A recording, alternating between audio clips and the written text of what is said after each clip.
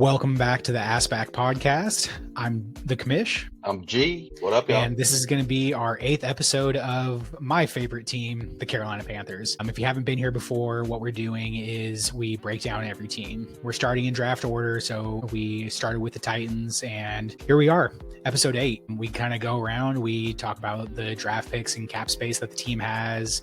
We talk about the team and what players they have, the players that led the team in passing yards, rushing yards, all that good stuff. And we talk about a couple other players in between. I'm sure we'll talk about a lot of players on this episode, especially since I know so many of them.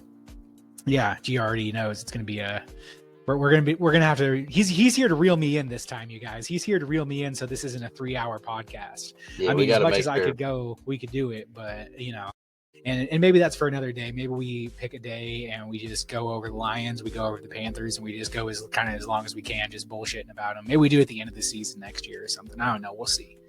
But just for today, we were a good team. It'll be a while before we get to us, Yeah. That's okay, man. I'm cool. I'm happy with it. I get to talk about my team, and hey, you know what? Things are finally on the turnaround. Yeah, I think so. I think we're looking in a pretty good direction. So with that, man, let's just get into it. Let's start here and let's go to our cap space and draft picks. So our cap space, we got 33 million in cap space. It's not great. It's not terrible. It's good though. I mean, I'll take 33 million. It's better than nothing. There's all the teams in front of us have pretty much less than this, except for the Patriots and the Raiders. I mean, shoot, even the Browns have negative cap space, I'm pretty sure. Yeah, they do. I'm cool with it, man. The Lions, I think, might have more than y'all. Let's throw it out there. Yeah, well, you guys got a crazy team just put together. That's just the whole thing with them is just wild. We'll get there when we get there, man. Let me talk about my team, all right? All right. But yeah, we only got 7 million in dead cap. We could save a little bit of money, and we'll kind of talk about that with maybe one of the players we mentioned later on in the episode here, how we could get some more cap space. And I mean, you guys all know how it goes too. We say these cap space numbers, but in reality, the cap is imaginary. The Saints are negative $70 million every year, and somehow they always have cap space to go and sign someone. So, well, it always moves, it always goes up, and yeah. It changes too, because releasing players and stuff. Yeah, you're going to take a little bit of a dead cap hit, but you won't. Your cap still gets bigger, your whole. Yeah, and if you restructure contracts, you re-sign people, all that good stuff. Yeah, so you got 9 draft picks. Yep. You pick 8th overall, and you'll see what you got. 2 4th-round picks. I like that. 3 5th-round picks. Mm-hmm. I would that's potential for some trade. To trade up or whatever. Definitely. You don't have a 6th-round pick, but you ain't getting much in the 6th round. No 7th round. You're not getting much in the 7th round, but developers and I mean, I don't know. Someone like a team like y'all, honestly, a 7th rounder could be a piece filler. Well, and we traded our 7th rounder last year. They're not going to make it. Yeah.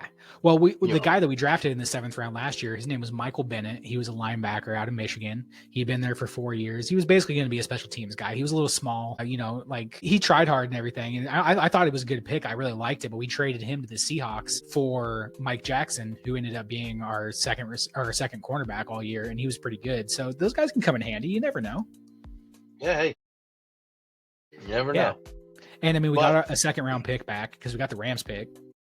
Right. Well, if you're not going to have a pick in the draft, the 7th and the 6th is probably the best place not to have one. So yeah, I actually think we do have a 7th. I think that I wrote that down wrong. Yeah, we do have a 7th. We have the Niners 7th round pick. So I mean, yeah, but still, it's 7th round, like you said. It's not really. So that's 10. That's 10 draft picks. That's pretty good.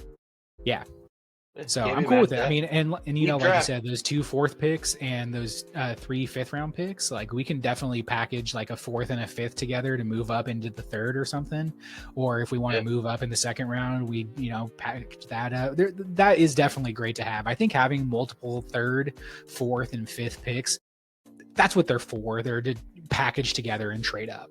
Yeah, but also like this is a really people don't realize, but this. Outside of quarterback, this draft is really deep, I think. I agree. In a lot of positions. Like this is a really good draft. Yeah.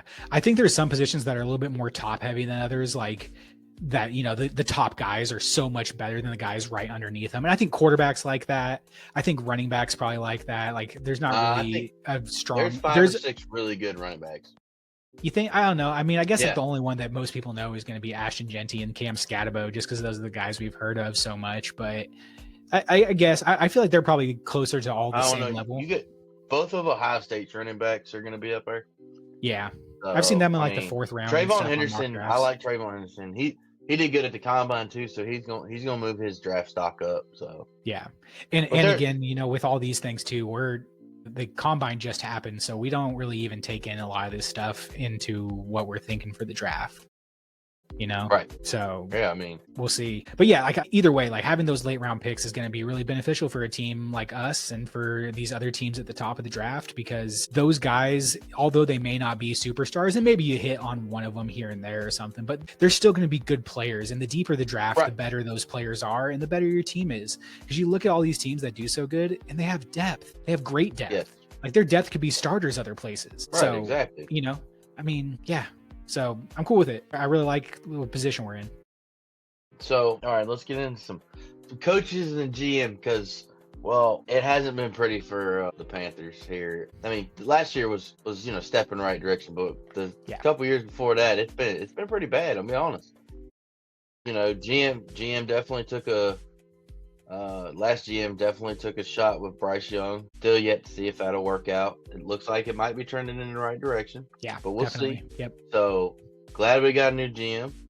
Yep. You want to tell them about your new GM? Oh, I mean, if you're a Panther fan, you already know this guy. We all know this guy. Dan Morgan, he was drafted by the Panthers in 2001 as a middle linebacker. Dan the Man. He was great. I remember when he was the Panthers linebacker, and I loved watching him. He played real hard, ended up retiring a little early because of concussion issues. Unfortunately, the same thing that happened to Luke Kuechly. But, he's back, man. Yeah, absolutely. And Dan Morgan, he was Luke Kuechly before Luke Kuechly. He was that really smart guy. He may not have been the most athletic. I mean, Luke Kuechly was definitely a little bit more athletic than Dan Morgan, but Dan Morgan was known as that guy. He was in the right position. You know, he wasn't out of place. He knew what he was doing. And so it makes a lot of sense that he moved into this side of the ball. You know, being a GM, you have to be able to really analyze and really be like looking at these guys. And he can look at these guys from a game point because he did scouting when he was a player. He did scouting after that. He's also our president of football operations, so it's not like he just is doing that stuff. He's doing everything for this team, and I love it. He said that he wanted to bring in dogs. We brought in dogs last year. We're going to continue to bring in dogs. I think he's the perfect hire for this franchise. And on top of that, the biggest issue that we've had for the last few years, I can't go this episode without mentioning David Tepper, our owner. He has needed to step back for the last, really since he became the owner, let's be real here. But he didn't do it until this last year. And I think that Dan Morgan's kind of the guy that will politely say, hey, take a step back, buddy. I got this. And it seems that he's really letting him do his thing now. Because not only is Dan Morgan respected as a former player, he is respected in the role he's in. You know, everybody coming up until this point had great things to say about him. And the places that he was before he was with us, I'll say that too. He has a lineage as a front office person already. After he retired from the NFL, he started in a front office role with Seattle in 2010 through 2015. They won a Super Bowl in that time. Yeah, that was a good time for Seattle. Exactly. And he was an assistant director of pro personnel at first and then moved into the director of pro personnel. So those guys that all came in from that 2010, 2015, he had a hand in that. He saw Richard Sherman and said, this guy's going to be great. We're going to get this guy in the 5th round and we're going to steal him and no one's going to realize it. He picked guys like that. The Legion of Boom was his help built that. So I really think that we're in the right position. And then, I mean, after that, he went to Buffalo, 2018 to 2020. And I mean, he drafted all those guys there. He drafted Josh Allen. He helped out with so many things. And it's like, man, you look at this and it's like, he knows what he's doing. He's been with people that know what they're doing and he's seen those come to fruition. Is he a Bryce Young guy? Yeah. He says he is. And I think that he is. I think that he really does buy into that because Bryce is kind of that same way. You know, he's a little bit more cerebral. And so I think that they can kind of relate on. And I mean, we'll see. I mean, he doesn't have ties to him because he didn't draft him, kind of. He was the assistant GM for us when Bryce got drafted and all that. So, you know, I don't know if he had much of a hand in it. Yeah, exactly. Who knows? So maybe he is a Bryce Young guy. He's not really tied to him. He kind of is. I think that if it does go bad for Bryce, like say he comes out next year and it's the same thing that happened last year, he just comes out and he's terrible again right away. then okay. I think though that you get rid of Bryce before you get rid of Dan, because so far Dan's brought in some really good guys and he knows what he's doing. So let's keep that going. Let's keep Dave Canales. I mean, I want to keep Bryce Young too, but I'm just saying, like, I don't want to have turnover all the time. That's how teams get to be just bad forever. I mean, you guys know the Lions fired coaches every other year. No, I mean, we stuck with some bad ones. We actually had a good thing going, and we ruined it, actually. Well, when we had Jim Caldwell, we actually had a good team. And then we decided just to get rid of everybody, and Matt Patricia and all them, and it went down the hill real quick. And then the Ford family had to be like, fuck, we fucked up. We need to get our shit together. We're going to take a step back here, Yeah. So, but anyway, definitely. But I mean, we'll talk about that later. But so what you're saying is you want to give this GM a couple years and see what he can do. If it's bad, it's not on the GM for the next couple years. Well, I mean, this is going to be his second year. So I mean, he definitely doesn't have. I don't think he has 3 years or anything like that. I think that if there's no improvement for the next 2 years, he's gone. I can't really see that happening, but that's the only scenario I could really see us getting rid of Dan Morgan, because I think that David Tepper likes him. I know the fan base loves him. I know that the players love him. He's one of ours. He came from the Panthers. And speaking of Jim Caldwell too, he's on the coaching staff. He's a senior coaching advisor for us. So he's good. Yeah, he is. I love him. I love having him around too. I think it's great. Good for us. Well, that's what we did. We brought in Chris Spielman. Yeah. Chris Spielman's been behind the scenes. He won't hire, but he's been behind the scenes helping the line. He picked Brad Holmes and Dan Campbell. So it's good to have that veteran player come in, but he seems like he's doing a pretty decent job. So he did good. So anyway, I can go on. Yeah, he did, and I can go on and on about Dan Morgan and all the things I love that he's doing. But yeah, like you said, I think he did good on the draft last year. He brought in dogs. They asked all the players. Dan Morgan said he wanted to bring in some dogs. Why are you a dog? And they all had a great response. I will say this about Trevin Wallace, who will come up later. His response was one of my favorite. He said he wants to go out there and he doesn't want to hurt people, but he wants to hit them and he wants them to be afraid. I can't remember the exact quote, so I'm not going to butcher it, but he basically said that he wants people to be afraid to come near him. He wants to hit you so hard that you're like, crap, I'm not running that way. So I love that. Love the attitude. Other guys said similar stuff and I love it all. So yeah, couldn't talk higher about Dan Morgan. And let's get into the head coach, though. I can go on and on about everybody for. Yeah, we know you as can. long as you want to hold you back. All right, these people don't want to hear about the Panthers for so long. I mean, maybe Panthers fans, but that's about it. Yeah. No, I totally agree. But so Dave Canales, the head coach, entered his second season, calls the offensive plays, started in Seattle. Long time ago, 2010, there. Absolute ties. I mean, because Dan Morgan was in Seattle. That's what I'm saying. Yep. Yeah. So I was really curious about the hire when we made it, to be honest. I wasn't sure about it because you haven't really heard about this guy. He was only the offensive coordinator for 1 year. Last year was only his second year calling plays in his career. When he was with Seattle, he was just in various side roles. Yeah, but he come from Tampa Bay. So anybody under Todd Bowles, man. Well, he was only there for 1 year. He was in Seattle for 12 years. I know, but he's been with Pete Carroll since 2009. He helped bring Baker Mayfield back. So absolutely, yeah, he helped bring Baker Mayfield back. He helped bring Geno Smith back. He helped with a lot of these guys, and that was why we brought him in to kind of help Bryce Young come back. And I think he did that. I mean, can't say that yet. I mean, so far, it definitely looks a lot better. I mean, he doesn't look. Yeah, he feels more confident. It feels like he is more in his own self. Yeah, and Dave Canales has been season. Oh, yeah. Bryce Young put up 5 touchdowns in the last game, dude. He did something that no Panthers quarterback has ever done in his last game. And we'll talk about that later, though. You hear that, Cam? Yeah, it's true. It's true. But yeah, so I love the Dave Canales hire now that I have seen more from him. He's known as a positivity bully. That's what they described him as. And it's because he's just very, he does things for a reason. He said that the reason that he does this is because it leads to that. It's kind of like the Mr. Miyagi kind of thing. And I'm not comparing it, saying that he's like this big sensei or anything like that. But, when in those movies, when he's teaching him, you wax on and you wax off, it's for a reason. So Dave Canales is very big into that kind of stuff. He's like, if I'm going to teach you something, this is why I'm doing this. And maybe it won't come to fruition right away, but it will, as it comes in a little bit more and we see more coming in. that it's just, I just like everything that he's done.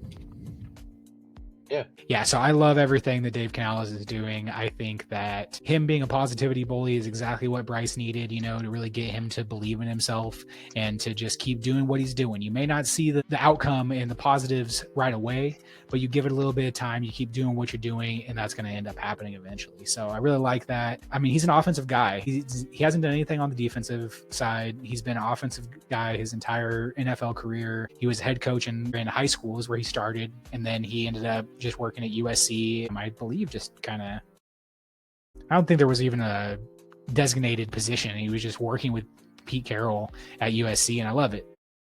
So yeah, really excited about Dave Canales. I think that he's the right coach for this team. I think that he can really build a good culture here, along with Dan Morgan. I think that they're a very good combination for each other. And so we'll talk about your OC, because he's also got Seattle and Tampa Bay ties. Yeah, so he's been a theme going on here. I'm just saying. Yeah, Brad Isaac. Why are you taking everybody from Tampa Bay?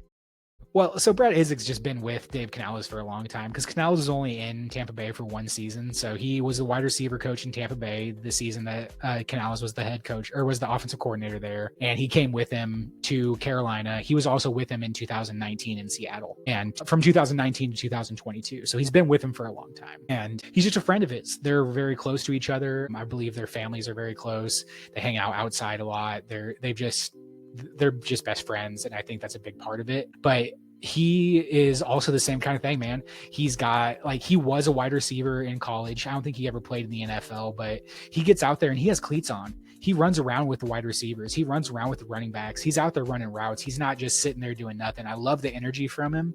And I think that it's a great thing to have Dave Canales and a guy that he's been with so long, who's also a friend of his, because you have that same ideology. Like the way that Dave Canales tries to teach, Brad Isaac's going to teach the same way. Yeah, but they also just complement. Exactly. Like he doesn't have to. Yeah, because when you get a new head coach and they bring in an offensive coordinator, and maybe they do have experience with the offensive coordinator, most of the time they have some kind of tie to them. But some of the times too, they come from different organizations, right. He was the offensive coordinator here, and his buddy was the passing game coordinator for a different team. And then they got to come in and they got to change everything. But these guys have been together for all of Brad Isaac's NFL career. Yeah. So Brad knows what Dave wants for his offense. Exactly. Yeah. You know what I mean? So they don't really have to, there was no that part where you gotta get that continuity, developing that continuity. They already had it. So they're like, all right, yeah, let's go. Yeah, I love it. I mean, it's just that continuity, that familiarity with each other is going to be great. And I mean, the returns weren't amazing the first year. 29th in yards per game, 298 yards game, third in points per game, 20.1 points per game. So, I mean, it's not all on Brad, because Dave Canales was the play caller. So a little bit of blame goes there, but a little bit of, blame goes on the offensive coordinator too. It wasn't great, but blame goes such on a young team. Of the quarterbacks. Well, yeah. And started the season out trash. Oh, totally trash. It was terrible. So that didn't help. I mean, I think the biggest thing is this team is really young, and we'll get into more of the players and everything, and we'll really see how young this team is. But I think that's a big part of it. So I have faith that these guys will pull it together and do a little bit better. My faith's starting to wane a little bit on this next one here. Our D coordinator, Ajero Evero. Yeah, I got questions about him. So I do like him. I'm very happy that they brought him back. As bad as our defense was this last year, and it was bad. Second yards per game, second points per game, most points allowed in a season by a defense in NFL history. It was bad. I'm not saying it was good in any way, shape, or form, because it wasn't. And you want to keep this guy? I do. My biggest thing is he was a head coach candidate for a couple years, and he is an up-and-coming coach in the NFL. He had great success when he was the D coordinator for the Broncos. He was only there for one season in 2022, but in that season, in 2022, they did great for the Broncos. Let me pull it up here really quick, because I had it pulled up a second ago. So yeah, the 2022 Broncos defense ranked 7th in total defense, 320 yards per game, 10th in rushing defense, 2nd in opponent third down percentage. They also finished top 10 in points per drive, opponent red zone touchdowns, defensive 3 and outs, and the defense ranked just outside the top 10 in rushing yards per carry, pass defense, yards per game, or pass defense yards per game and total takeaways. And 2 of their defensive backs had great accolades that year. Patrick Surtain was a first-team All-Pro the year that Ejiro Evero was his D coordinator, and their safety Justin Simmons was second-team All-Pro. So he had a great defensive coordinator and offensive coordinator. He was the defensive coordinator. I thought he was head coach. No, he was the D coordinator. I think I did have notes on that, and I wrote down head coach, but no, he was the D coordinator. So he was the defensive coordinator. Okay. Yeah, so all those stats were his. He really did that. And then he was with the Rams before that. He was only the secondary coach and the passing game coordinator, but as the passing game coordinator and secondary coach, they tied for 3rd in interceptions. 10 players had at least 1 pick. Jalen Ramsey and Taylor Rapp tied for the team lead in interceptions at 4.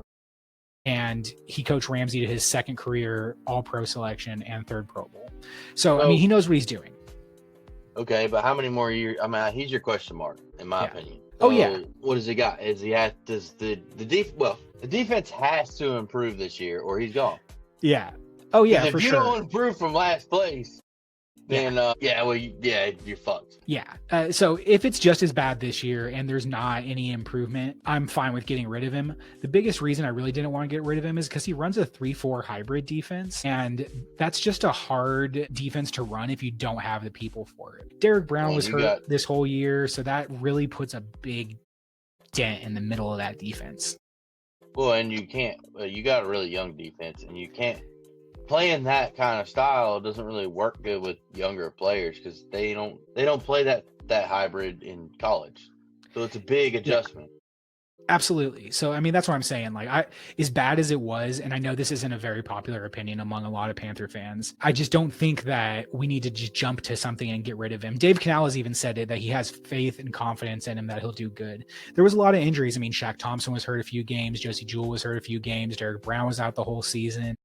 The only person that oddly wasn't hurt was JC Horn. So, there was a lot of injuries. There's a lot of new faces that he brought in. So I'm not too concerned with it. If there's no change and it's just as bad next year, I'm sorry, but you'll have to go. But I think there will be. I think we're going to be a lot better. We're going to invest on that side of the ball. We already said we're going to do that.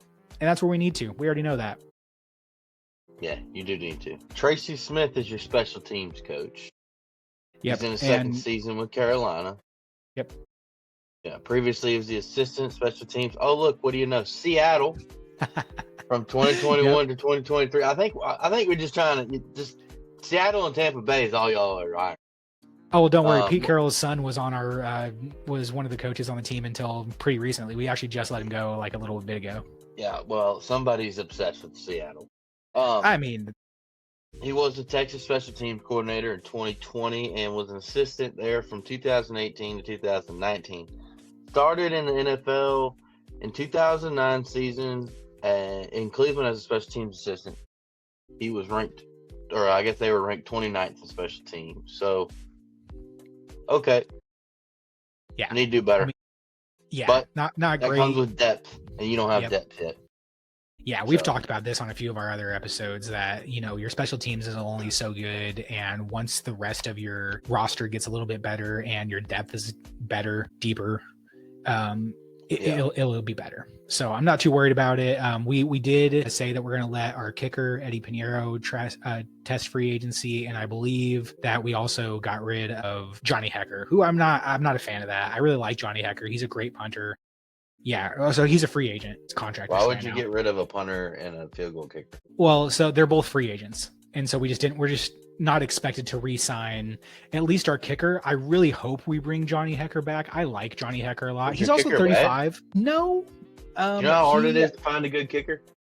Yeah, I really like Eddie Pinheiro. I think that he's actually a pretty solid kicker. He doesn't have a great distance leg. He doesn't kick very far, but he's accurate. At one point this season, he was actually the most accurate kicker in NFL history, and then he missed one and went down a little bit. Well, yeah, at one point. That's like saying you almost won, that don't matter. At one point, when a couple guys missed field goals early in the season, he was come on. I don't think he missed very many though. Let me see here. Hey, you guys can get Michael Badgley, man. He ain't getting re-signed because we don't need him no more. I wouldn't be surprised if we drafted one, just later in the draft or something. I don't know. I'm not sure if there is or not, but Mike Badgley's not bad. He did pretty good for us, but Jake Bates is way better. Yeah. Well, so Dang. he attempted 26 goals and he made 22. So he missed 4. That's not bad. That's what I'm saying. No. Like, it's hard to find a kicker. You'd be Yeah. stupid not just take it. Just pay the man to come back. I mean, and then then you got a kicker. Damn it! Next year you're gonna be cussing because you missed a field goal, and that one guy who almost made all his kicks. Like, just bring him back. So what if you can't hit the long one? Don't kick the long one. Just go for it on 4th down and try and get closer. Yeah, I don't really disagree. I could see us bring. So we did have an undrafted free agent that we brought in this last offseason. His name's Harrison Mevis, and he's known as the thicker kicker because he's 5'11". He's 5'11", 243. He's a big boy, and that's literally his nickname is the thicker kicker. And he's got a leg, but he was a rookie last year, and so I don't know. I can't remember if he's on the practice squad or where he is at this point, but I wouldn't be surprised if we brought him back just because we have a little bit of familiarity with him. But at the same time, I wouldn't be surprised if we didn't because, I mean, I don't know. I feel like kicker is as hard as it is, it's easy, Like, once you find someone. There's like 32 teams. There's 32 kickers. How many people in the United States? And we only got 32 good ones. Yeah. They are not easy to come by. They're not. Well, and he ranked 30th out of 43 kickers, Eddie Pinheiro. So it's like, was he really that good? I don't know. So I'm not mad at letting him go. If we bring him back, I won't be mad at that either. I don't think he's bad. I don't think he's great. I think we can try and find someone else. I'm not too concerned with the kicking position. I want to bring Johnny Hecker back, even though he's 35, just because I like him. I can tell you this right now. You got Nick Folk, Austin Serbert, Matt Prater, and Joey Sly. Those are your available free agents.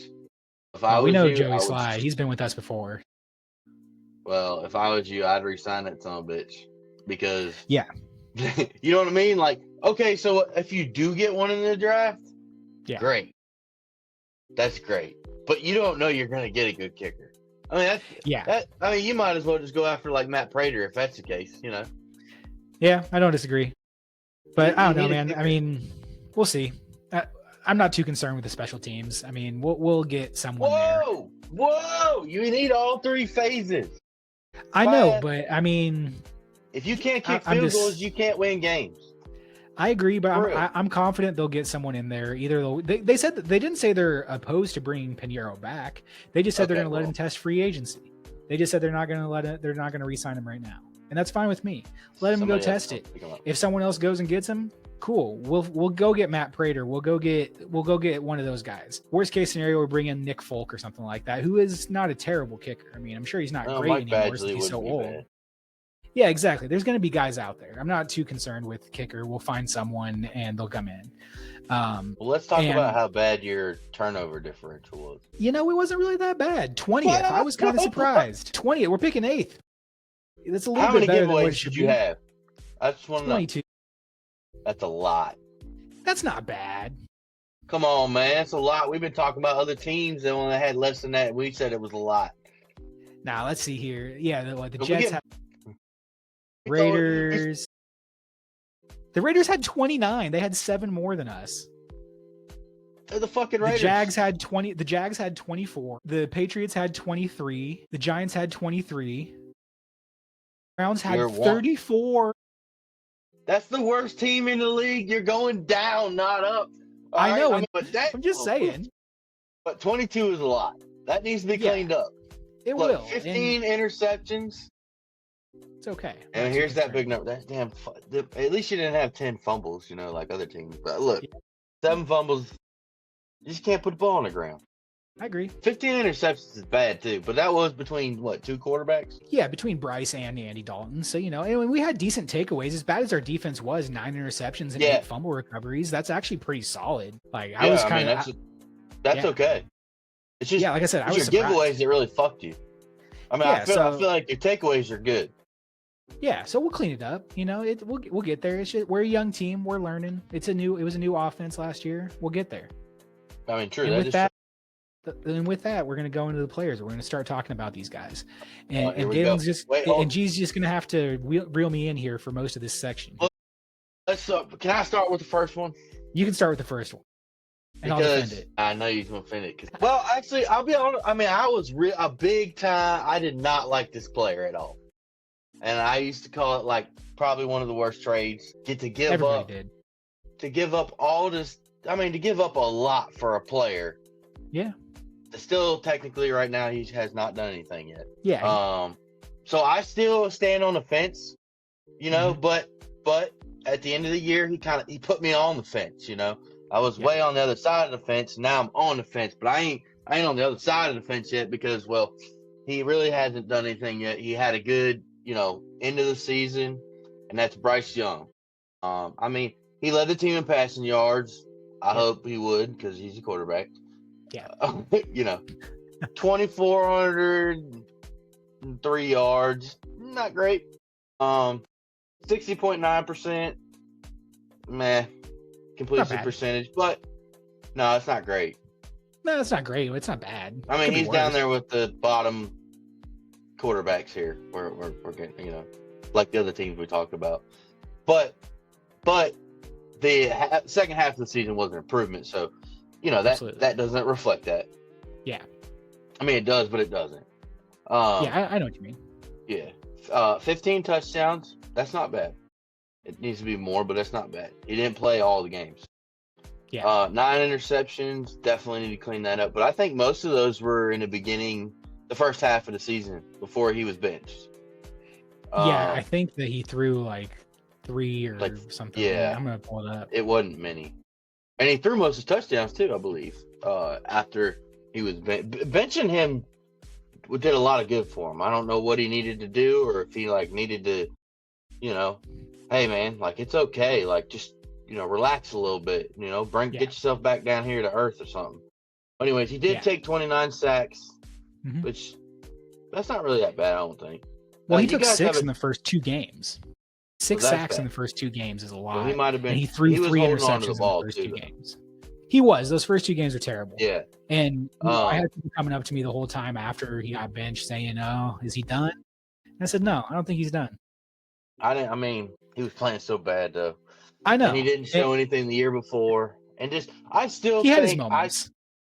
I still think they gave up too much for him. Because you could have had a lot of other things. Yeah. I still think that might have been a mistake. It might have been of a reach. You know, you put yourself in a really bad position. You put it's like playing poker and going all in. Yeah. You know, with an okay hand, or a decent hand that should probably win, but it might not. But absolutely. You know, but I mean, you know, he had 2 fumbles, not bad. I mean, sometimes you get hit in the back and you don't see him coming. Yeah. He did have a 74.4 PFF grade, 28th out of 75. That's not bad. Yeah. You know, I look at it as 28 out of 32 because there's 32 starters. Yeah. So he's at the bottom, but you know, room for improvement. I mean, this will be his 3rd year? Yeah, he's going into his 3rd year. So usually 3rd years where they show most improvement. We'll see. But he played in 14 games and was benched after week 2. Yep. That benching really turned him around, I think. Absolutely. I think, you know, everybody was asking me, and I'll be honest, I said, you know, it's either not going to work out and he's going to crumble from this, or it's going to really work and he's going to reset and he's going to come in and do exactly what he did. I was definitely more hopeful because I'm a fan of the team, obviously, so I want him to do good. But I really did think that was the best thing for him, was benching him, because I think he was just too rattled. I think that taking all those sacks last year and never having this kind of failure, you know, he was with Alabama before. He won a Heisman, and he was a great quarterback in college, and he was a great quarterback in high school and all this other stuff. And then you come in the NFL and you're getting sacked left and right. You're throwing interceptions. You're getting fumbles. The whole team wasn't doing good. There was turmoil in the locker room. He never had to deal with that at Alabama. He had Nick Saban. Yeah. There was no turmoil in the locker room. It was a confidence thing. Yeah, absolutely. And so they sat him down. He lost it. And Andy Dalton worked with him, and Andy Dalton's been a great mentor. So glad we re-signed that guy. Yeah, and Dave Canales with his positive bully thing. like it worked out. It's exactly what he needed. And maybe that's the key to helping out Baker Mayfield and Geno Smith too, is he never really let them get down on themselves. He was positivity bully, and he said that, no, we're going to do this because this and this and this. And he lays it out. And he, I think that it's a great marriage between quarterback and head coach. And I think Bryce will continue to do good. And I mean, I'm not going to even defend anything again. I don't think it's even a prove it year. I think that as long as we see improvement again, then we're good. Because this is his third year. So as long as we see another improvement year, I think the next year is going to be the real prove it year. I want to see improvement this year. That's all I want to see. Well, not really. I want to see everything, but I want to see improvement at the very least. As long as you can improve, you don't get benched. We don't have games like we did last year where you got just rattled and throw crazy, stupid interceptions, take sacks and fumble the ball, do all these stupid little things that you've been doing. As long as we don't see that, you don't got to throw for 5,000 yards. You don't got to have a crazy touchdown to interception ratio. I don't really care that much. As long as you're showing me that you have the skills and everything, I'm fine with it. So I don't know if you saw this. I think I talked to you about this the other day, but I saw something online, and it was the Chat GPT. They did a 10-year simulation, I guess, with Chat GPT. And Chat GPT takes a bunch of stuff into account. It looks at trends. It looks at, let me see here. It actually tells me what it actually looked at. So it looks at the current roster, coaching philosophy, potential future developments, and it really just kind of looks at everything. It does trends, a bit of randomness because you never really know what's going to happen, but it looks pretty good. I mean, and of course, you never know if this is going to happen, but what it says for this next year, what's up, Taz? Hey, buddy. But yeah, what it says for this next year is that he'll take a leap in year 3, throw it for 4,000 plus yards, and have 28 touchdowns. It says that we add a top free agent receiver. I don't really think that's going to happen. I can't really see us going and spending money on a receiver. And then, it says that we still struggle to consistently rush the passer. And so, we'll probably get a rookie that will come in and do that. But it's just, he's going to improve, man. He can't not continue to improve. And if he doesn't, then he's gone. That's okay. Yeah, I'm okay with that too. You spent too much for him, not to figure it out. Year 3 is usually when you're going to see the biggest leap in improvement. So I think if you don't improve, well, I mean, I think a big reason you got to prepare to get another quarterback, because now you have all these young players and all these players that, you done got together and built a team. Well, if you ain't got a quarterback, you ain't gonna have a team, because that's the most important position in football. So, I think Bryce Young got to figure it out. I don't disagree, and I think that this next player is going to be a really big key to that, and I think that was a big key to the improvement of the team overall and of the offense and of Bryce. Chuba Hubbard, who I love. Favorite player on the team. I've loved Chuba since we drafted him. He had 2,000 yards in college in Wisconsin.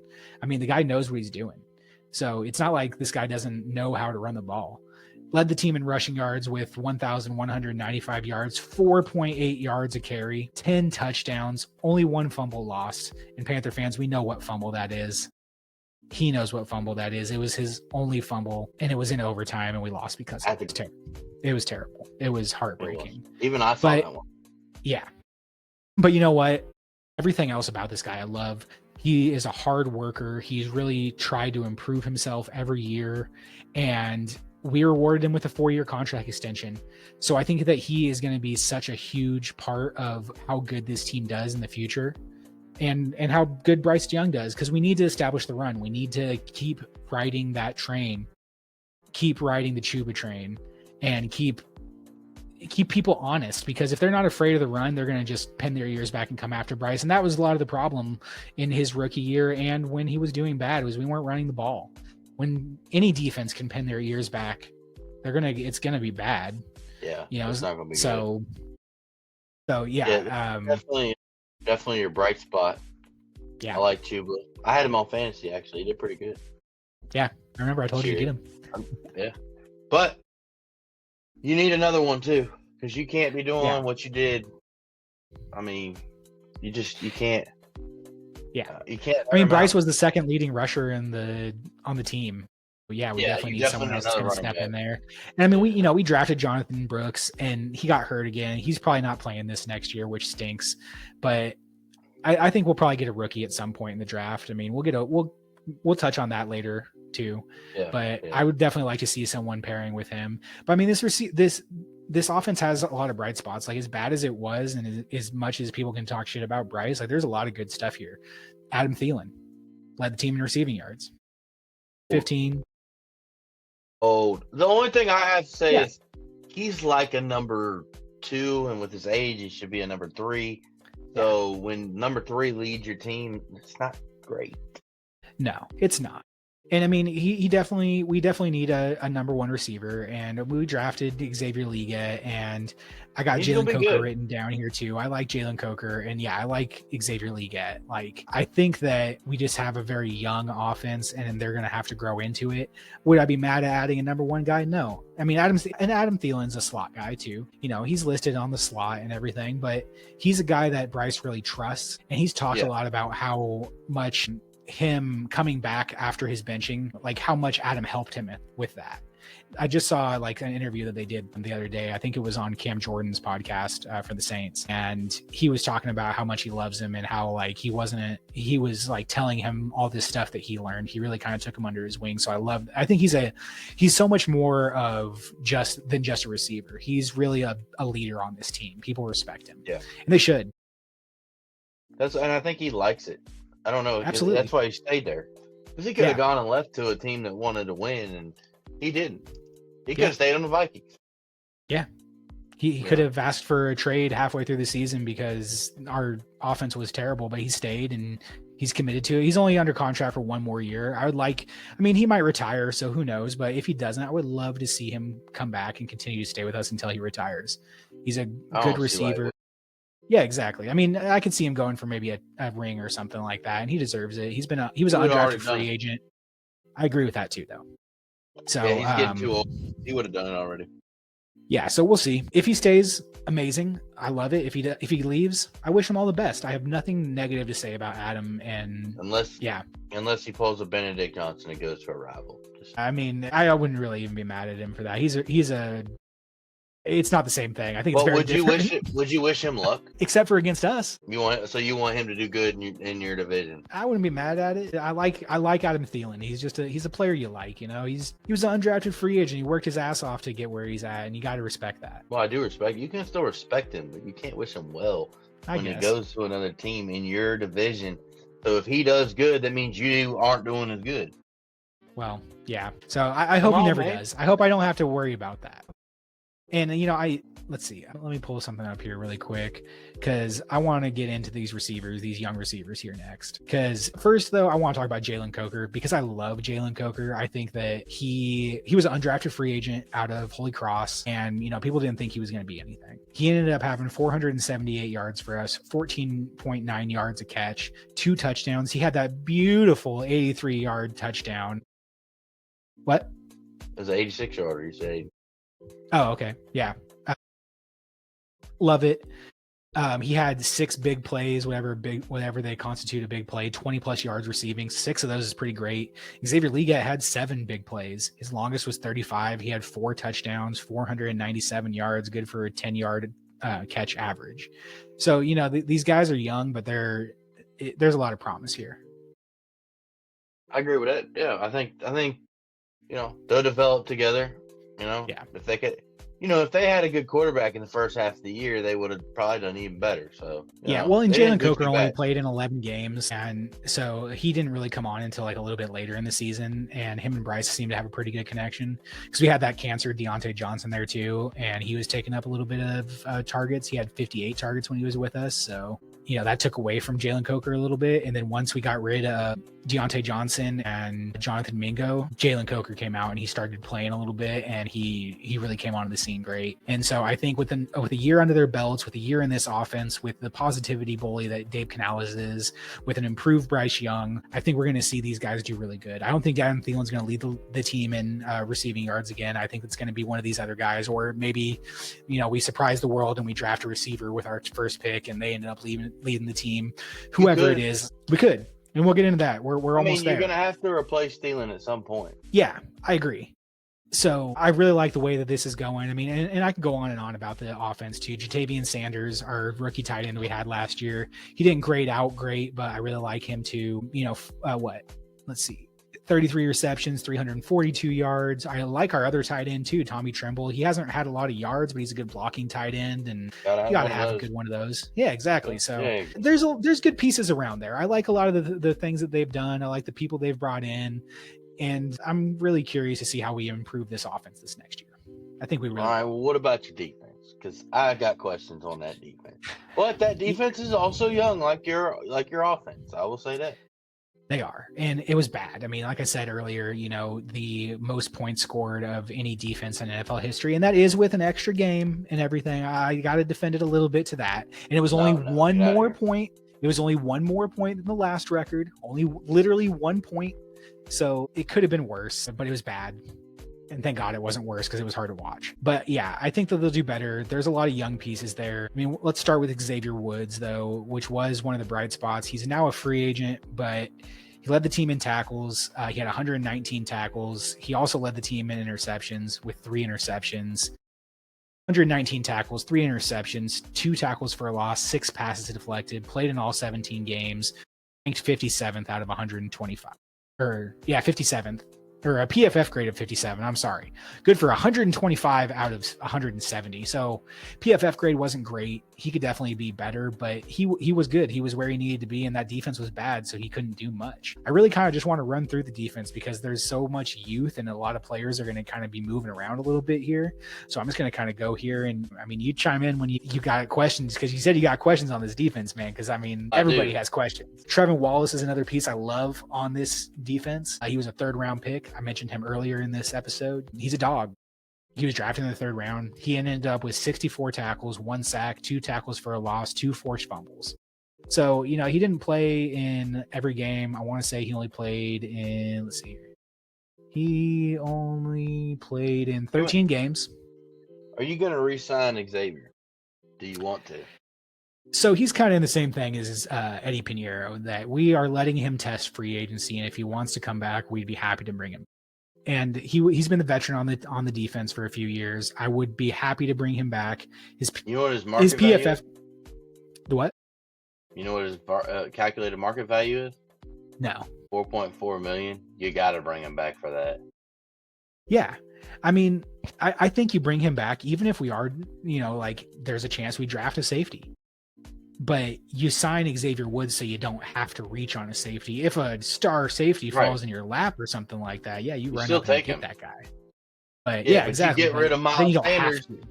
You get rid of Miles Sanders and you fucking pick up, you get him back. Yeah, I mean, because you need that. Because look, as you're going through your defense, there's not really anybody in the secondary that knows what the fuck they're doing anyway. Yeah, no, we're very, very young on really most of the defense, and probably at least another one of those guys in that secondary or linebacking crew. A couple of them are going to end up being like depth players. They're not going to really get any better. Yeah, but I just thought I'd let you know 4.4 million. Yeah, I would love to bring him back. Him, and then we also let Shaq Thompson go. We're letting him go to free agency. I really hope they bring him back for like a small contract or something like that. I wouldn't be mad. Yeah, Shaq Thompson. I wouldn't be mad if he signed somewhere else. He's been with us for a long time. He's had two really bad injuries these last couple years. So time's catching up with him a little bit, but I wouldn't be mad at that. But at the same time, Trevin Wallace and Josie Jewell are kind of the next linebackers here. Josie Jewell, he didn't have a great Pro Football Focus grade either. 136 out of 189. His 56. But we signed him to a 3-year deal. He's played in Ejiro Evero's defense before. He was on that Broncos team when Ejiro was there, and he had his best season actually when Ejiro was the D coordinator in Denver. So this is his 2nd year. He's going into his 2nd year with the team. He had 2nd on the team in tackles, 97. He had 3.5 sacks, 7 tackles for a loss, 7 passes defended, 1 interception, and 2 fumbles recovered. As bad as his grade was, he was all over the place. And the grades I just can't really take too serious because this defense was so bad as a whole. It was bad. So I don't know. I'm not too concerned with Josie Jewell. I think he'll be a good piece for the defense. I think that he's going to help solidify that once we get a little bit better D-line play, once we get a little bit better in the secondary. And I think that those linebackers, Trevin Wallace and Josie Jewell, are going to be a really good combo for a few years here. You got to get better. I agree. And I mean, if it doesn't get any better, then we need to move on from Josie for sure. Either way, I'm thinking like, you're kind of like defending everybody on this defense here. All right. I'm just saying, but you have to get better. So you have to decide where your weak spots are to get better. You know what I mean? Like, so you have to look at some of these players as like, I think that the weakest spot was really the secondary, and I think the weakest part was really the secondary and the D line. It's hard to be a linebacker when your secondary is bad and your D line is bad. It's hard to be a good secondary with a bad up front. If your defensive line's not good, what are you going to do? Yeah, and the defensive line was really the worst part of it. I mean, Jadeveon Clowney was there, and that's great. Everybody loves Jadeveon Clowney. He's from Carolina. We love to bring him back. Derek Brown was hurt, so that's a big part. DJ Wanham. But he only had 5 sacks. Yeah. I mean, he's not going to be putting up those crazy numbers or anything, especially not by himself. No, but you need somebody that's going to put up that 10. Yeah. Definitely. You know what I mean? You ain't got one. I don't think you ain't got one guy on the team put up 10. No, DJ or 8. Sean Robinson and Jadeveon Clowney led the team with 5.5 each. Yeah, that's not good. So together they only had 11. That's we need to get better for sure. But I really like DJ Wanham. We signed him as a free agent last year, and he didn't play for most of the season. He played in 8 games. So he missed most of the season. But in those 8 games, he actually did pretty solid. He had 37 tackles. He had 4 sacks in 8 games. That's pretty good. I mean, tackle or a edge? He's an edge. Okay. So 4 sacks, 4 tackles for a loss, 1 pass deflected, and a forced fumble in 8 games. That's pretty solid, man. I'll take it. His Pro Football Focus grade wasn't good. It was 55. Good for 149th out of 211. Well, I'm more defending against the Pro Football Focus grade because, like, some of the we've talked about it before. Some of their grades, some of them aren't accurate. Some of them, not all of them. I mean, you already knew I was going to defend my whole team. I know. I got to give you a hard time, man. I know you do. I know, and I want you to because I will defend every guy, and you're the opposite on this, and that's what you're here for during this episode is to tell me that no, these guys aren't great. And I'm not saying DJ Wanham's a world beater or anything like that. I'm just saying at the very least he's a good piece. Derek Brown, he's a dog.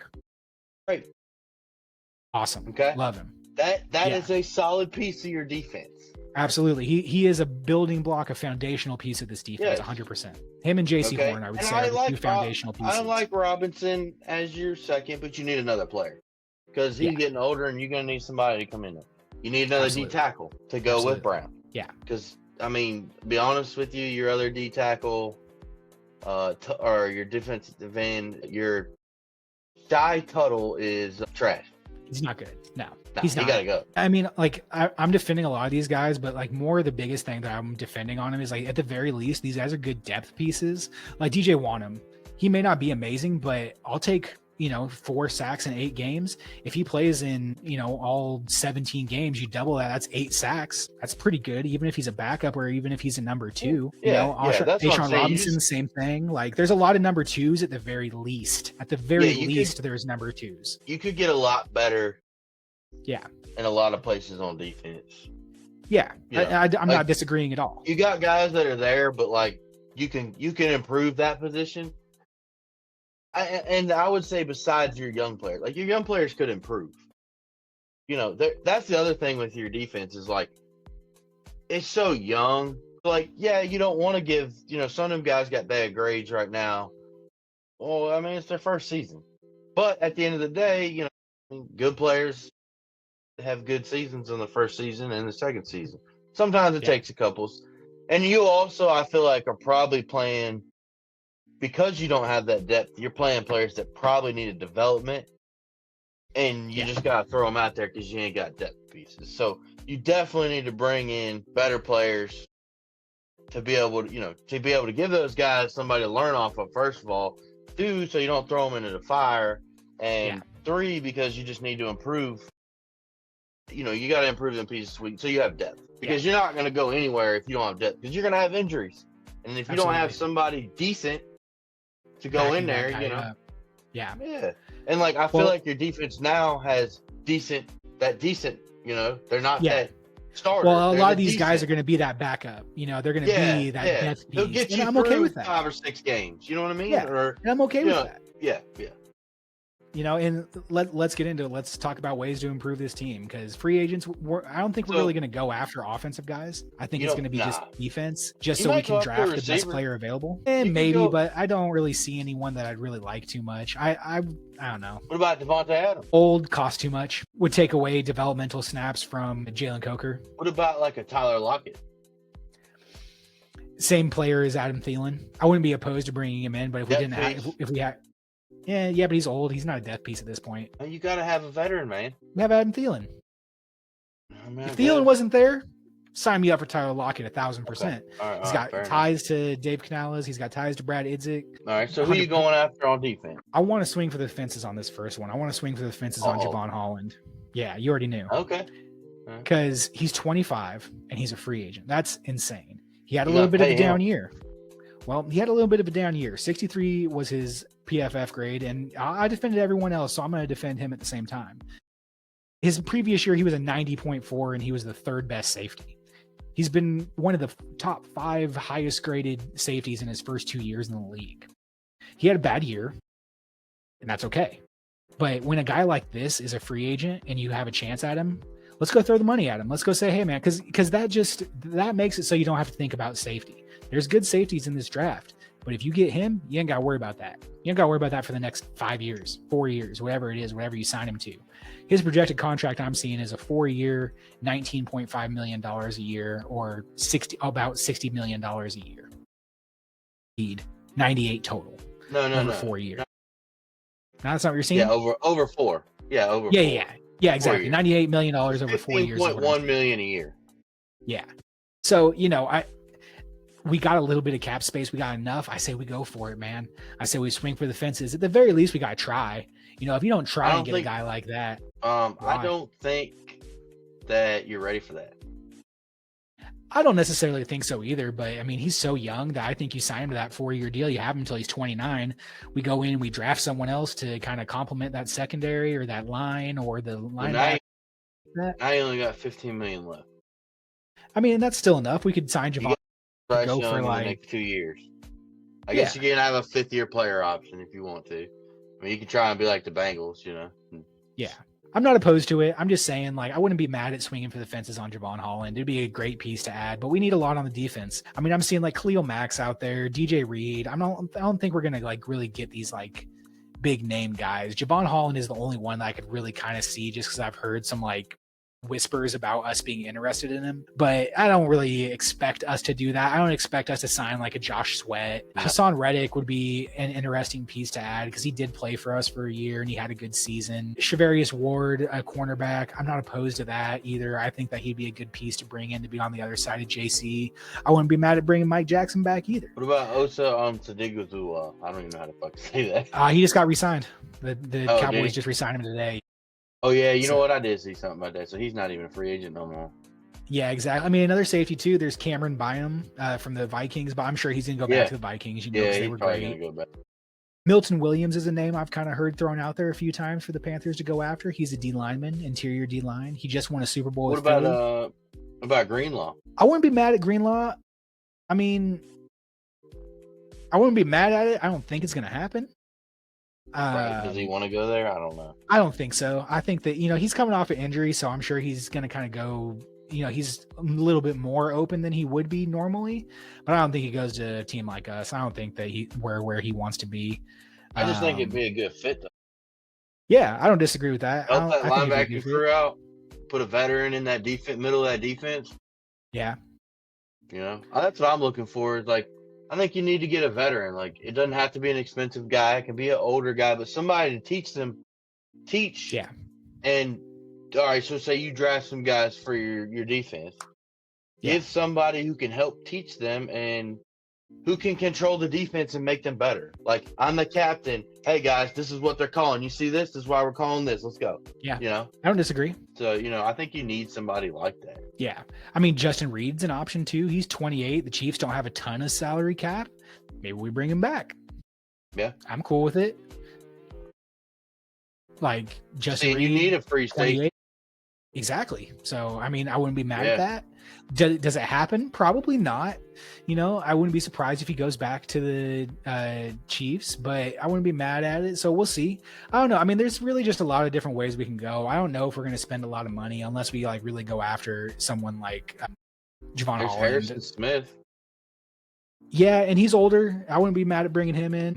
Yeah, I mean, like Trayvon Moore. He's actually young. He might cost you a little bit though. Yeah.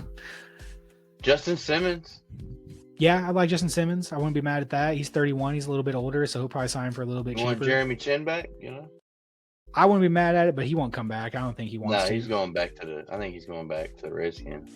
Yeah, probably. Commanders. I'm sorry. Yeah, so I don't know. I mean, I wouldn't be mad at him. I think he's a little young. He's 26 though. He's a little young. So you're talking about a veteran. Well, I mean, but he's still. But if you can get him for a decent price, I mean, he might be a good. He's better. Yeah. He's better than what you got right now. Yeah, that's true. Yeah. And he could be around. Yeah, Derek Barnett's out there too. DeMar for D-line. He's not very good though. He's not terrible though. I mean, could be worse.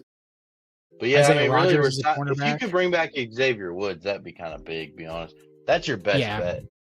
Yeah, and he has familiarity in the defense. So I wouldn't be mad at bringing him back. Yeah, I agree. But I mean, I'm looking at like I said, if Lions don't bring back Levi Onwuzurike, is a good one, man. Yeah, I wouldn't be mad. So let's get in here and finish this part up here. Let's see the draft options. Now, this could go a million different ways too. All right, so I mean, we always just do a couple mock drafts for this, and I did a couple this time just because they're fun to do. And on top of that too, like I feel like we're in such a weird position with our draft pick that there's just going to be like. There really could be anyone available at that 8th position. We can trade out of that spot. We can stay there and get a good guy if there's someone there. Like if Mason Graham falls, I'm definitely running up to that podium and giving that ticket in faster than I can run. I'm going to trip over myself running up to that podium. I mean, him next to Derek Brown would be amazing. So I'm just going to run through a couple of mock drafts I had done real quick. I'm going to start with the first one because Mason Graham was there somehow at 8. If he lasts till 8, I will be the happiest person in the world because that would be amazing. But yeah, Mason Graham at 8, that'd be a home run. Second round, I did Darian Porter out of Iowa State. He's a cornerback. We need help in the cornerback room. JC Horn is the only one we really have there. So getting someone relatively early in the draft, I feel like is pretty important so they can go and be on the other side of him. And then with my third round pick, I don't know if this will really happen. I think that it's kind of a 50-50 just because Jonathan Brooks is not going to play this year. But I went Cam Scatterbo. Cam Scatterbo is definitely just a media darling right now. Everybody loves him. He is a really hard worker, so he deserves it. Everything I've heard is just this guy has the motor. Not just a motor that he keeps going. He has the motor. Like he's just going to keep going and he's going to make you feel him. And I like that. He's a dog. Dan Morgan wants to draft dogs. Cam Scatterbo's a dog. Can't really see that being a bad thing. Be kind of weird just because him and Jonathan Brooks, but maybe good Jonathan problem Brooks to have. Don't work out. Yeah, or we could trade him or something like that too. Nothing wrong with competition. Absolutely not. And having good running backs is never a bad thing. I would love to have 3 really good running backs. I mean, because at that point, you can trade one of them and you're good. Then this other draft I did was a trade back draft. I traded back to teen with the Seahawks. And I mean, Pro Football Focus's mock draft thing, I'm not really a huge fan of because it kind of just lets you trade whatever. So I ended up trading our first round pick and I got their first, second, third, and fourth round pick. Don't really anticipate that to happen, but if by some miracle we do fleece somebody like that. My 18th pick, Jahdae Barron, the Texas cornerback. He was still there somehow at 18. If he's there and we trade back at 18, no, I don't think so either. If he's there, then something happens. I mean, he could be though. You never know. Yeah, you never know. I guess. Watch what happens if a bunch of quarterbacks go all of a sudden. You never know. People. I mean, there's some bad drafting teams out there, and they need quarterbacks, and they're just gonna go ahead and take a shot. Yeah. I don't disagree year. with that. It definitely, yeah, it happens every year. I wouldn't be like completely surprised, but yeah, if we somehow trade back to like 18 and pick up another second and third or some weird combination of like extra draft picks and he's there, yeah, run up to that podium, grab that guy, either him or Will Johnson. I'd be cool with Will Johnson too. I think that he'd be there probably at that point. I love Will Johnson. And I know you're a Michigan guy, so I mean, of course you love him. But my second round pick for this trade back scenario, I picked up a second round pick. So my first one, I went with Xavier Watts, the safety out of Notre Dame. We just let Xavier Woods go, bringing in Xavier Watts. Be a nice little trade there. And he's a good safety. Notre Dame went to the national championship. They didn't get there because their offense was really good. They got there because their defense was solid and their offense was not. So I like that. He comes from a good system. He'd slot right in next to Damani Richardson, our other safety, who was an undrafted rookie last year. I think it'd be a good combination. For my second round pick in this scenario, I did grab Cam Scatabo again for all the reasons I mentioned before. The third round, I went back to Notre Dame. Benjamin Morrison, cornerback. Same kind of thing, you know, good defense. He comes from a good program. I like that. Can't really say much more about that. I haven't done a lot of research into a lot of these guys. And again, we're still pretty early into the draft process. So these rankings of these guys may change. Some of these guys are going to move down. Some of them are going to move up. Then the last pick I picked up in this one was another third round pick. And I went Cameron Williams, the tackle out of Texas. So I really only went, excuse me. I really only went with 2 schools besides Arizona State. I did 2 Texas players and 2 Notre Dame players and Cam Scatabo. So, I mean, I like drafting from big schools. I mean, the Eagles have had really good success with it because they drafted from Georgia. A lot of those good players on defense came from Georgia. So I'm kind of pulling from that same thing and pulling from just good programs. Yep. What'd you have for your mock draft, though, G? I know you did a couple too. Yes, I did. I'm actually currently doing one as we speak. But my first one, they're fun, dude. Yeah, they really are fun just to kind of see what you can get out of there. So my first one, I did, remind me, I say this bad. Jahdae Barron, is that how you say it? Jahdae, I think. Jahdae Barron, cornerback, Tennessee. Texas. Texas, I'm sorry. Y'all definitely need some cornerback help, I think. I think it's probably one of your weakest spots. Yeah. I also went with Cam Scatabo, just because he's there. Not the best player available. I feel like you need another running back for Chuba Hubbard so you don't wear him out like y'all did Christian McCaffrey. And, you know, I know you got Jonathan Brooks, but he's hurt. He might not come back the same. You never know. So, I mean, you know, it doesn't hurt to have another running back. Like you said, he's a dog. Everybody's loving him right now. So, I mean, why not? You know what I mean? Why not? He might turn out to be good. He might not. You could trade him later. You know, there's lots of things you can do. So and he's kind of like just the best guy on the board. Yeah. And then I went, you know, edge on my third round pick, Jonathan Stewart. I really like him. I'm a Michigan fan, so, you know, I'm a little biased there, but he's played really well. He's definitely a better edge that's going to slip. It's going to be later on in the draft. But he's really got some speed, you know. He graded out really good. Yeah, he's going to be pretty good, I think. Yeah. So, I mean, I like that. And then the last one I just did, I went a little bit different. Round 1, I took Jahad Campbell out of Alabama, linebacker. He's going to be – he kind of can be – he's a good linebacker, good against the run. He also can sack the quarterback. So he can kind of take care of 2 spots, like, you know, he can help with the pass rush, and he's going to clog in the middle. He's a dog. Like, he's a dog. He's going to hit you. He comes from Alabama. I mean, Alabama has great products. So, you know. All right, round 2, I took JT Tuimoloau out of Ohio State, edge. He's going to be pretty damn good, too. So, you know, this one I didn't really, you know, I stayed away from offense. So I went and grabbed an edge. Now you got a linebacker help you with a blitz. Linebacker who can do everything. A little bit of everything, really. Jahad Campbell can do everything. And then I got you a good edge. And then I went with Benjamin Morris out of Notre Dame for cornerback. So kind of addressing my biggest needs that I think the Panthers need. You know, I mean, I could have got Scatabo again, but at the same time, I'm like, all right, you know, do something a little different. Yeah, let's take what we, you know, draft what we need. And I don't know if that's the right way to draft, you know, best player sometimes, but I do think that, you know, no matter what, you still have to pay attention to your needs too. Like you can't just draft the best available player all the time. It has, the best available player, but that position has to play a little bit in it. Like, well, I really need a cornerback, but there's still a quarterback available in the first round. Like, I'm not going to take the cornerback. Like, I'm going to take the more for sure guy. So I did that. But I think, really, I mean, most of your picks probably going to need to be on defense. Yeah, I'm not saying you can't grab a wide receiver or a running back if that's available. Somebody slips. I mean, take it. You got 7 picks. Yeah. So, and we're only doing the first 3. So, like, you can still get a linebacker, an edge in the 4th round in this draft. That's going to be maybe not right away plug-in ready, but like they're going to be pretty close. If not, they will be. And somebody could slip. Yeah.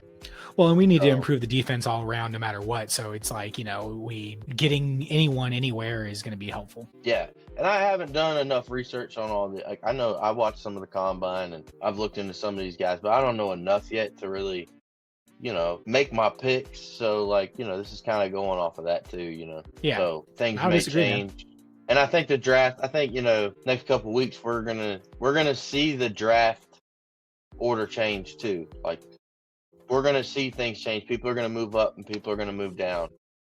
You're gonna start hearing more rumors about draft picks too. Especially with free agency coming up. So free agency will change a lot of the draft too. Yeah, something like that. And free agency will change a lot of it too. Because if these teams go out and plug all these holes that they have, then more teams are going to draft for best player available. Some other teams are going to have to reach a little bit to get someone because they let someone else go or they missed out on a free agent target. So a lot of this stuff can really change. Now on top of that too, Myles Garrett's going to be traded more than likely. DK Metcalf requested a trade.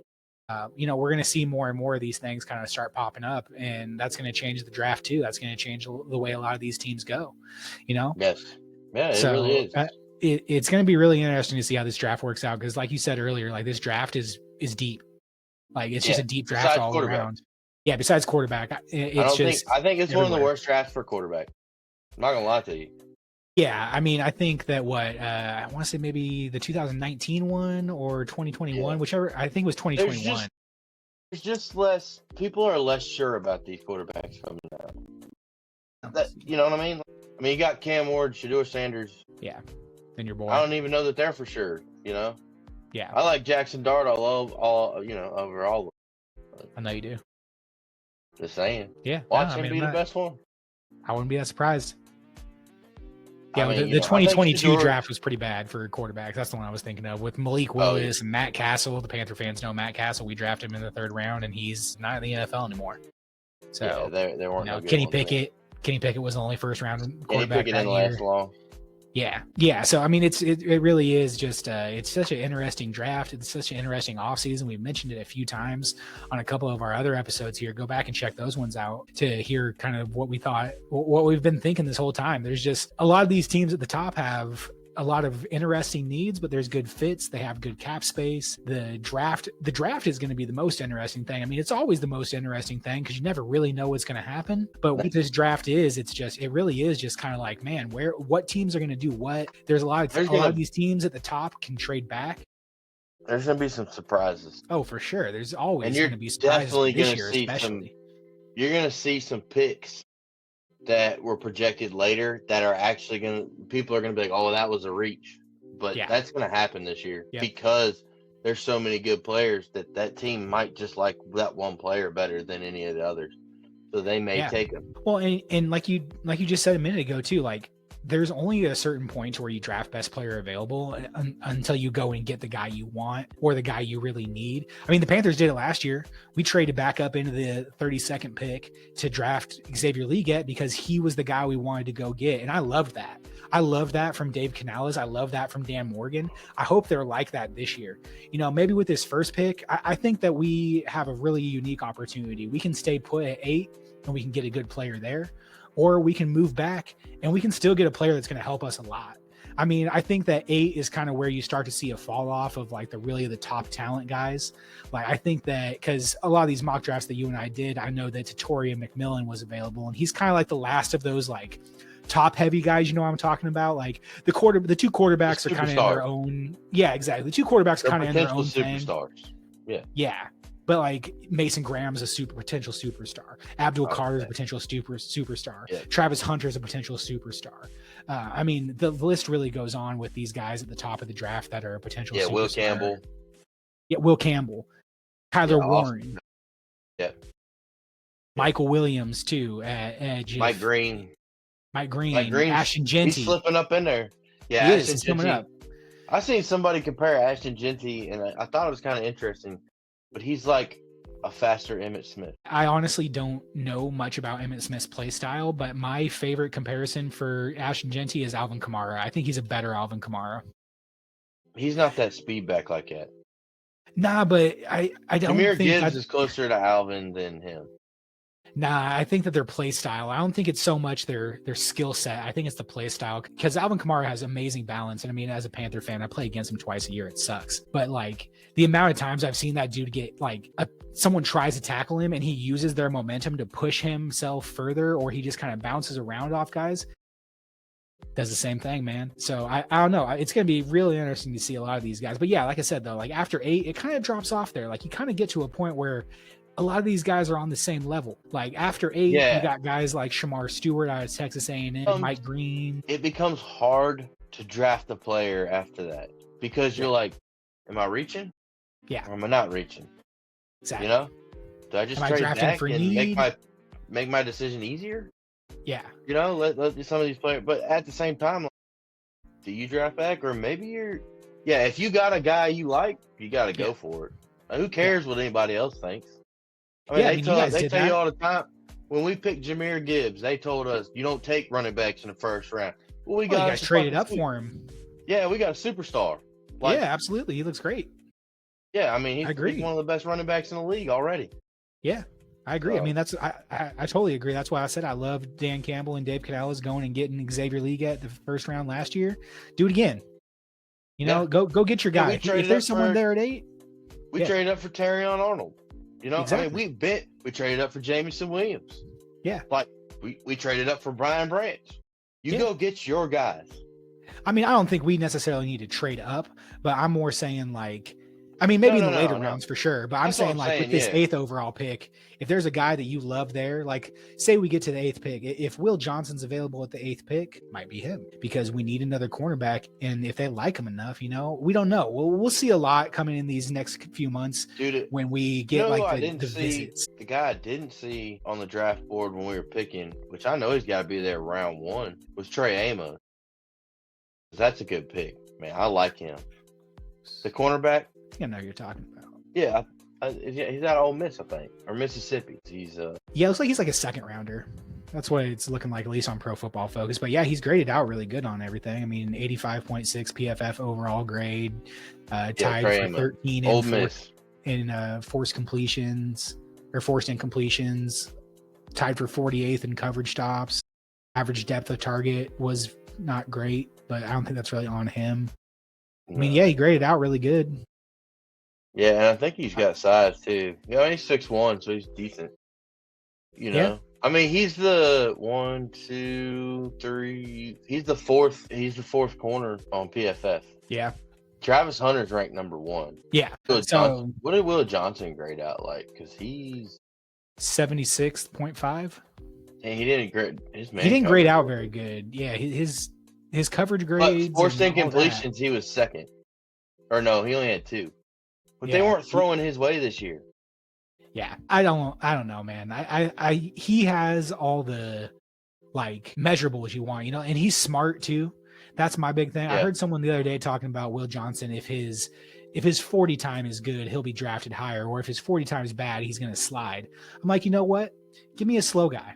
As long as he knows where he's supposed to be and he has the technique down, I don't care if you're slow. You don't got to be fast. I mean, you got to be fast to a degree. Like, I don't want this guy to be fast like being a corner. That's important. Well, yeah, but I mean, I don't need a guy that runs a 4.3 or a 4. Like, even a 4.4 would be. I mean, a 4.5 would be okay. You can get by with that as long as he knows what he's doing and he's technically sound. He ran a 4.39, so I think he's good. Will Johnson? Yeah, that's what I'm looking at. Will Johnson. Where'd you see that? He didn't run at the combine, did he? Sure did. Huh. Well, maybe that's not the combine. I'm not sure. Let's see here. Yeah, I'm gonna double check too. Don't see. anything. I just see a score breakdown. His production Maybe he score. Yeah. You got his measurements though. So he was 6'2", 194. Arms were 30 and an eighth inch. Hands were 9 and an eighth inch. His boomer bust potential is a 6.5. So he'll become a good starter within 2 years, is what they say. His strengths are big, smooth, and instinctive. His weakness is he had a season-ending injury of turf toe. Ball greed makes him susceptible to double moves, so he's always looking for the interception. Okay. Yeah. Can afford to become more aggressive in block take on and run support, so he needs to be a little better in run support. His average recovery burst and speed, so yeah, speed, okay. But, I mean, strengths, though. Big and smooth and instinctive. I love the instinctive word on there. Presses with patient feet and strong reroutes, so he's strong in his body. Connects quickly from press and can run with the route. Good body control. Pre-snap play recognition makes it seem like he was in the offensive huddle. That's literally what it says on this profile. Reads passer and anticipates routes for take. That's what I want. I don't care if you're not that fast. If he does run a 3.4, sign me up. That might be like an unofficial, Okay. Yeah. It's set, I mean, Will Johnson quarterback, NFL draft profile. I'm looking, hold on. Oh yeah, on NFL Draft Buzz? Yeah. Okay, see, Bleacher Report here says that he's going to skip the workout portion. Yeah, so that must just be like something he did at Michigan or something. Yeah, they timed him, but a 4.39. So he's fast. I mean, he's fast enough. As long as if he's within the 4.4s, even if he's at the end, he'll probably do it on his pro day. Yeah, he will, and so he'll be fine. I'm not worried about it. They got him ranked as the number 2 cornerback. Yeah. And I wouldn't be, like I said, I wouldn't be mad at that. If we got Will Johnson, if we got Jahdae Brown at 8, or even if we got like Tyler Warren, that's a little bit of a reach, but he's supposed to be a great tight end. I wouldn't be mad at that either. Like, there's really so many positions we could go with. I just can't wait for the draft. It's like Christmas, man. It's my favorite. I watch all 7 rounds. I watch everything. Exactly. I watch every pick. No, I just can't wait to see who I'm getting and who I get to enjoy watching the next season, Yeah, exactly. I wonder, did Trey Amos get? I'm not sure. We can go over all these draft guys once we get after the combine. I think we should do that. We'll do like a combine news and rumors episode where we kind of break down some of the combine guys. Let's go over to pro days. Yeah. Let's wait for the pro days. Okay, yeah, we'll do it after that then. That sounds good to me. Yeah, make sure you join us for that.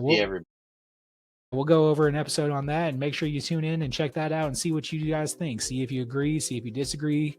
We'll go over some of our favorite prospects. Leave us a comment. Tell us who you want to go over. And Panther fans, my people, please let us know what you think. And we're going to get into the last part of our episode here. We always do an Assback. So for those of you that may not know, an Assback is the player that's just, they're like a 3rd, maybe 4th string guy, also called the 5th quarter all-stars. They're the guy that's, probably not that good, but he's got high energy. He wants to go in. He said, Coach, put me in. Coach said, get your ass back. That's what an Assback is. So my Assback for this team is, we do a bad one and we do a good one. The bad one for me is it's Miles Sanders. Panther fans, I'm sure you agree. Again, let me know if you don't, but Miles Sanders, you just need to go, buddy. I mean, the last couple games, you kind of turned it up a little bit. That's too little too late, dude. Like, even if you turned up to be a good running back this next year, I'm sorry, but these last 2 years, I just can't get rid of that. So I'm sorry, buddy. Get your ass back. Get off this team. Make room for another running back, Cam Scatabo, whoever it is. I don't care, but we need someone else there to help Chuba because you ain't cutting it, dude. You had so many drops, so many just terrible runs that I just couldn't believe. I'm over it. I'm sorry. You're out. And then my good Assback. I love this guy. He is one of my favorite players on the team. It's Jalen Coker. Undrafted free agent wide receiver. And I mean, he didn't have amazing yards because he only played in so many games and our offense wasn't great. But he had an 83-yard touchdown and it brought a tear to my eye. I'm not kidding. You can ask my wife. Brought a tear to my eye. I watched that thing. He caught it. It was a beautiful pass. It was a beautiful run. He caught it. It was right before halftime. And he just ran down that field and it looked beautiful, man. The things that I've seen from him, I love. I heard one of the commentators on one of his first games, and he did this little move with his body where he kind of used his shoulder to kind of come on the inside and then break it back to the outside. And I think it was Troy Aikman. And he said, you know who used to do that? Michael Irving. And I'm not comparing the two.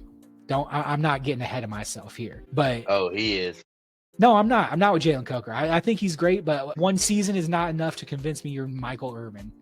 I'm not going to ever give anyone that title after 1 year of any great player that's came through this league at any position. But if you are doing things that they have only seen in Hall of Fame, amazing wide receivers like Michael Irving, I love it. Even if it's just a little bit, a glimpse of that, he said that he's just doing things that trick the defense into thinking you're going this way and doing that way. It's just a subtle little body thing that people don't pick up for a long time, So if he's a little bit ahead like that and he runs good routes like he's doing and he keeps improving on his game, sky's the limit for this young man. We'll see. We'll see. For sure. He's my good ass back because I want him back on the field. I want him to get another chance. I want him to get more. My bad ass back is the commish. All right. The commish. He needs to get his ass back into reality. All right. The Panthers need a lot of work. They're not a good team. Yeah. You got at least 2 years. You're going to have to suffer. Sure. Yeah. I don't think it's going to turn around in the offseason or anything, but I like a lot of the young pieces we have. These guys may not be starters down the road. They may not be superstars, but I think there's a lot of players on this team that can be really solid players to at least contribute to a winning culture here and to build the team the right way.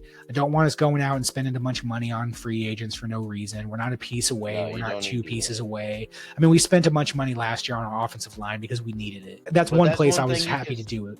Yeah, you can spend in the trenches. You can spend some money. Yeah, so I'm not mad at that. I wouldn't be mad if we went and spent a little bit of money on a D lineman or something like that. There's not a lot out there though, so that's okay. My other aspect is gonna be Bryce Young. Get your ass good back on that field. Get your ass back out on that field. Get your back ass out there practicing, and get your ass back out there and make the Panthers look good for going out and doing what they did to get you. Yep. It's time. Don't prove me right. Prove the commish right. Prove the commish right, Bryce. Yeah. Yeah. Prove him. But we'll see what happens next year. Yeah.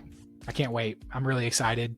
And with that wraps everything up. Thank you guys for listening to this. Make sure to give us a follow everywhere. We're Assback Sports on Spotify, on Apple Podcasts, on YouTube, on TikTok, on Instagram, on Facebook. Anywhere you get your podcasts, we are there. And thank you for listening. Make sure to check out our previous episodes too if you want to see how these other teams are stacking up. We haven't done the news and rumors for a little while just because there's not too much going on at the end of this season. But we'll get another one coming here soon after the pro days and before the draft to just kind of break down some of the prospects. So everybody get your ass back for the New Orleans Saints next week. We're going to be doing them next, and we'll see you soon. Baby. All right. See y'all later. Go Lions. Keep pounding, guys. Go Panthers.